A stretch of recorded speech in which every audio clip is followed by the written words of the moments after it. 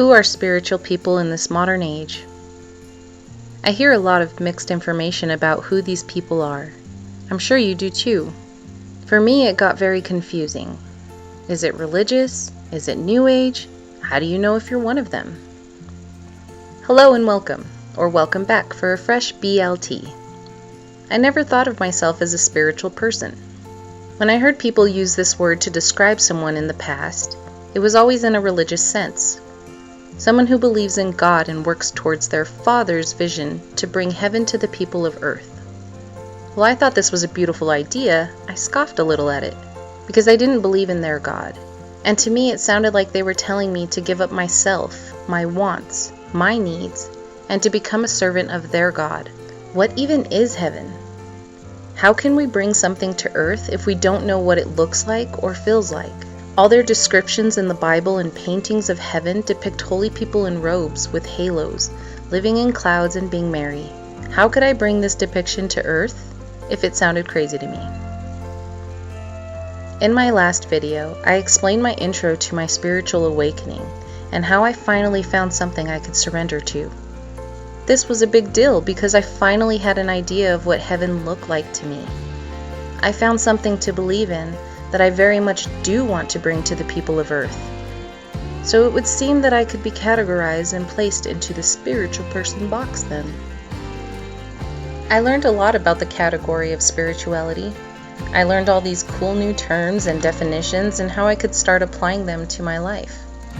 I was told by many different sources that if I learned how to practice these things consistently, I could manifest or create anything I truly wanted for myself. I had begun to recognize that I had already been doing many of these practices naturally. A lot of the information out here makes spirituality sound complex, hidden, like it's sacred knowledge and one had to learn these teachings from a master, ancient script, mystery school, those who have dedicated their lives to achieve enlightenment, to be capable of manifesting in this way, to be capable of living a spiritually enlightened way of life. I've learned there are gems of truth everywhere, but they are buried under piles of half-truths, lies, and deceit. It can be tricky trying to uncover the real truths. In the past, this knowledge was hidden and encrypted because people were killed for practicing this knowledge and sharing it with others. Thankfully, we are in a new age. The age of Aquarius allows for this knowledge to come out of hiding, to be freely practiced in broad daylight, and share it all over the internet. So this calls for a new way of thinking about spirituality and these practices to fit our modern way of life, don't you think? Prior to my awakening, spirituality wasn't in my awareness, and I managed to manifest everything I imagined for myself as a child, through extreme resistance. Looking back, I wish I would have been a bit more creative with my imagination. So how did I do it without being spiritually enlightened or taught by masters? It's all about our imagination. Imagination is a key to manifestation. When we are children, we are pure-hearted, innocent, and powerful creators. We can create entire worlds in our minds, and what we believe, we create in our reality. If a child holds their vision and creates it repeatedly throughout their years of life, adding more and more details to it, they will create it, which is what I did. If you want to observe true spirituality, observe a young child. They are the true masters, and they will teach you how to create by simply living in the moment. If only we could hang on to this innocence. Sadly, we lose this piece of us. It gets lost in the destruction of our pure hearts. We are still manifesting and creating our reality, but no one teaches us how to do it mindfully, because no one knows how to without help from the teachings of spiritual masters, gurus, enlightened beings who've dedicated their lives to finding their pure hearts again. With this channel, I intend to bring the practicality of balance, love, and truth into all areas of people's lives, and spirituality is no exception. With all this new/old vocabulary that's entered my life, it's taken me some time trying to define them and integrate them without the help of an adult or human spiritual master. I've learned everything I can from observing myself, my children, regular people putting out free YouTube videos, TV apps like Gaia, plant medicine, and public libraries, emphasizing that anyone can create a positive reality for themselves using our everyday surroundings and integrating both ancient and New Age teachings. So why isn't everyone doing it then? Because it requires sacrifice, discipline, dedication, and persistence. And not everyone is ready to walk this path. There are many roads we can take to become ready for this level of commitment. A sudden loss of a loved one, a life-threatening diagnosis, depression, near-death experience, spiritual awakening. However you arrive at this point of wanting to live with a lightened heart isn't what's important. Someone who is ready to mindfully observe themselves this closely will naturally want to make a genuine daily commitment in their own unique way. No one can force you to, which is why I believe wholeheartedly in reincarnation. I believe it takes us many lives to get to a point where we want to learn how to create a more positive life for ourselves, and we intuitively seek out this information. So those that find these teachings can rest easy, knowing they are ready for it. They have experienced enough turbulent lives and have learned many lessons, and the time to find BLTs is now. From the point of childhood until my awakening, I didn't have names for the things I experienced. So when I learned about things like opening my third eye, manifestations, and psychic gifts like channeling, clairaudience, clairsentience, and claircognizance, they sounded so magical. I wanted to learn everything I could about them so that I can do them too. Little did I know, I had been doing them all my life. This led to confusion, burnout, and frustration. I'm sure you too hear about all of this, and have received mixed information that's left you confused at who is right, wrong, telling the truth, and who is crazy. All this talk about opening my third eye was probably the moment I realized a lot of people are putting out information they have no true knowledge of. Sit with this crystal, do that meditation, take this plant medicine, do that yoga pose, breathe like this, leave this offering, use these runes. So many forms of divination and paths to mysticism. It all sounds far out, and I admit I got lost for a while in the rabbit holes of spiritual practices. I too misinterpreted them and went outside of myself, thinking I was supposed to connect with spirit guides, entities, or otherworldly energies, trying to achieve a trippy experience through breathwork, psychedelics, and meditations, getting distracted by comparing my experiences to others. They were all able to achieve otherworldly experiences, so why couldn't I? Anyone can get lost here, and many do. They experience something they can't explain, and that takes them deeper and deeper into a rabbit hole. I quite enjoy this myself. I like to experience things I can't explain. I like to get close to danger, play with it a little, just to see what happens. It's exhilarating, but I realized I couldn't function in everyday life trying to chase dragons. I had to come back to reality and focus on my life. Why am I here? What do I want to accomplish? My husband and children are the reason I came back from the darkness. They need me every day, present with my full attention. I realized it is important to have something here on earth that we love so much we wouldn't leave it for anything. In spiritual terms, this is called grounding yourself. I've learned the hard way that it is very important to learn how to ground ourselves when beginning these practices. This is another term, though, that gets twisted and turned into fractals of opinionated information. In a nutshell, it's connecting to the Earth's electric charge, simply being out in nature, clearing your mind and breathing deeply. But I found there is a more practical, less spiritual way of perceiving this in this modern age. For me, grounding means connecting to what is here, only on Earth, that I love coming home to or living for.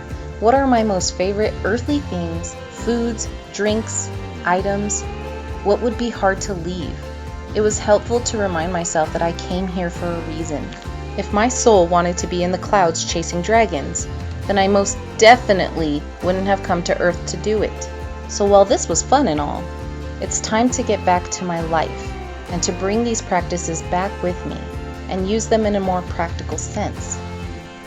My definition of being spiritual is the practice of lightening our hearts to connect with our soul. First and foremost, Everything is about your intentions. It was in ancient times just as relevant as it is in this modern era. Mindfulness and gratitude puts purpose into our intentions, allowing us to take ownership of our minds. For example, preparing food, making the bed, taking a shower, doing the dishes, driving, our relationships. Everything requires mindful intentions. Understanding that you create your own reality. Spirituality is naturally, not forcefully, following universal law. You might be most familiar with the law of attraction, but there are 11 other laws that anyone can learn to fully understand and follow. They are required for understanding how to work with our universe. Maybe I'll make a video to describe them in a more practical sense. When practicing spirituality, or the act of lightening your heart, you'll need to learn how to work with and understand energy. For me, life has always been about feeling my way through it. I said in my video, The Funny Thing About Words, that I've been walking around blind as a bat because the only thing I can see and feel is energy. We're all capable of tuning into the energies around us. This is important for knowing where to go to get the ones our bodies want to feel more of, like joy, peace, and creativity. They are not just emotions. It is an essential part of every day, finding what's true to you and what makes you feel good. The news and most current events do not make me feel good, so I do not willingly place them in my awareness. Spirituality is meditation every day. People use their meditation time in many ways, but I've realized there are only so many hours in our busy modern days. So I use it to intentionally clear my mind and body of the energy clutter that is unwanted, stuck, and stale. Our thoughts, emotions, and energies are mostly affected by outside influences, so they easily build up from day to day. A lot like the laundry and dishes. To live freely, we must let go of our negative thoughts and mind loops that we are so accustomed to holding on to, like sadness, pride, anger, stress, other people's driving, feelings of lack. In meditation, visualize them leaving your mind, body, and spirit. Also, use this time to practice daily surrender to yourself, Mother Earth, and whatever higher power you believe in. Intentionally alleviate the stress from your nervous system. For 5 years, this has been the most difficult part of my meditation time. My nervous system is unbearably overstimulated because my past required me to be hyper aware of my surroundings and people's emotions. I never felt safe. Trying to get my body to relax and trust my mind that we are now safe has been painfully frustrating and draining. Throughout my day, I try to become aware of how I am breathing, how tense my muscles are, and how my body is feeling. A lot of times I have to take a private moment to clear my energy every few hours, especially on really intense days or during social gatherings. When I clear out the old, I have less headaches and my body trusts me a little more. Spirituality is reminding yourself to refocus your attention on your wants or needs, rather than judging others or thinking about their wants or needs. It is constantly being mindful of self, asking, what do I need to learn from this situation or encounter, reaction, emotion? It is connecting to others on a deeper level, really listening to what others are saying with their eyes, emotions, and body language, not thinking about how you want to respond, and trying to wait until they are finished speaking before replying, intentionally using your heart. And most importantly, forgiving self every day for the things you couldn't do your best at, or just flat out gave up on. Forgiving others for how they treated you, and constantly reminding self that they are still unconscious, unawakened, and remembering what that was like. This helps me to feel more compassion.